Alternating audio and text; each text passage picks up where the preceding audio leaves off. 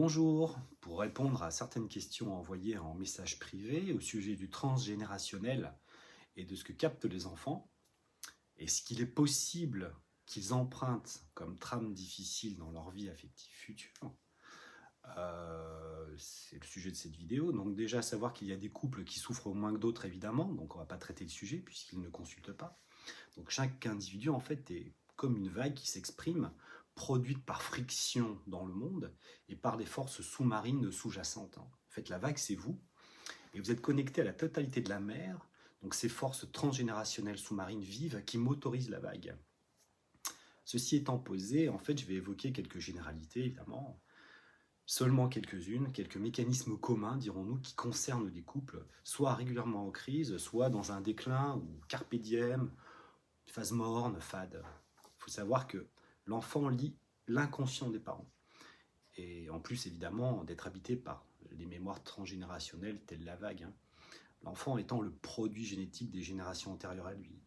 L'enfant devenu adulte va répéter des schémas par automatisme, en fait. L'enfant lit, il sent et peut savoir inconsciemment si la mère ou le père a un amant ou une maîtresse, par exemple. Qui eux-mêmes, donc les parents, ont modélisé sur leurs propres parents, et ainsi de suite, grands-parents et arrière-grands-parents. Si l'enfant a donc des parents qui ont modélisé sur cette possibilité d'avoir des amants, des maîtresses, comme échappatoire affectif, devenu adulte, dans son couple, il se peut que, en fait, dès qu'il y a un problème lourd, plutôt que de le résoudre, et ces automatismes vont se mettre en route, comme d'aller chercher à séduire, aller coucher ailleurs, conformément à ce qui a été appris en termes de solutions dans le clan. C'est assez typique, on le voit de manière assez récurrente. Un autre phénomène, un autre exemple, si les hommes de la famille depuis quelques générations vont voir des prostituées, donc souvent ça commence par rituel d'éducation sexuelle pour être considéré comme un homme par exemple. Alors les rapports sexuels, pour le réel plaisir j'entends, à terme ne seront plus dans le couple.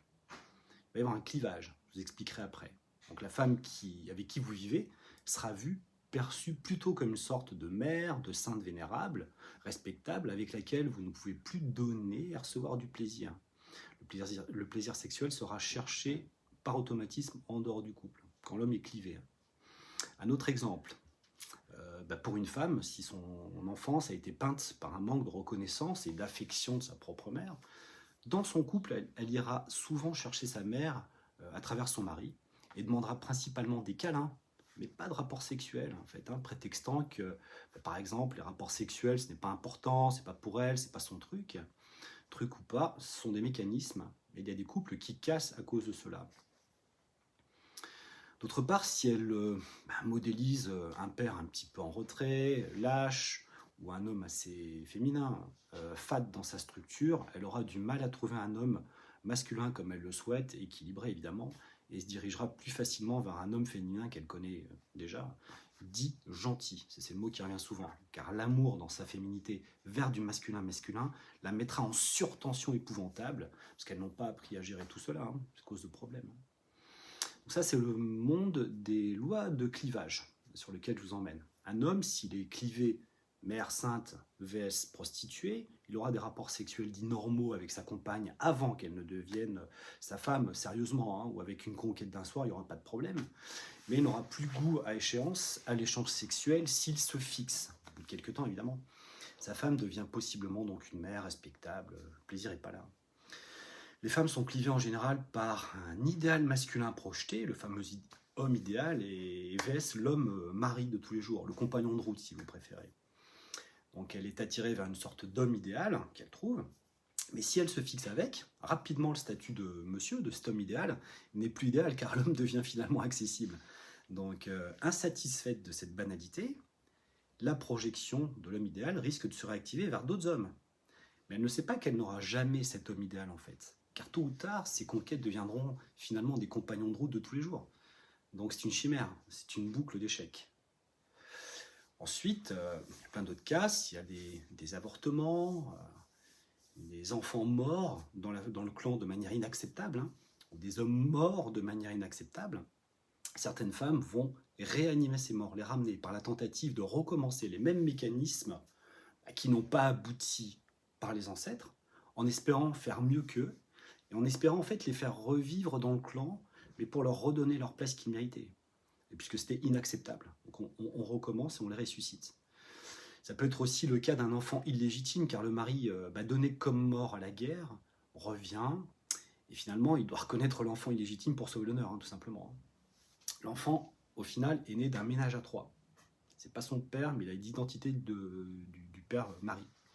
Rappelez-vous qu'il y a déjà eu 2 énormes guerres vécues par nos aïeux proches. Donc il y a bien d'autres mécanismes comme celui-ci, évidemment.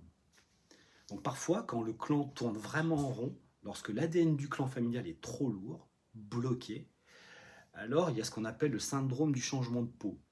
Donc c'est là qu'apparaît le métissage pour ramener de l'ADN nouveau en fait, pour créer des mélanges de manière à débloquer. En synthèse, le plus souvent, les hommes sont en miroir avec les pères, arrière-grands-pères, etc. Et regardent la réaction féminine. Et toujours en synthèse, le plus souvent, les femmes sont en miroir avec leur mère, grand-mère, etc. Et regardent la réaction masculine. En plus de cela, vient s'ajouter des comportements individuels types, qu'on développera peut-être un jour, à connaître, mais qui viennent donner des directions aux modèles déjà téléchargés par la famille. Donc tout cela se découvre dans une anamnèse assez poussée, dans les comportements types évoqués, dans les pathologies en point de fixation. C'est hyper important de rester dans la biologie. Ce petit poste, en fait, n'est qu'une ébauche ô combien partielle, non développée évidemment. Et il y a des cours et des stages pour ça, mais on ne peut pas les balancer comme ça sur Internet. Mais c'était en rapport aux questions posées en message privé. J'espère que vous avez trouvé votre compte, et puis à bientôt.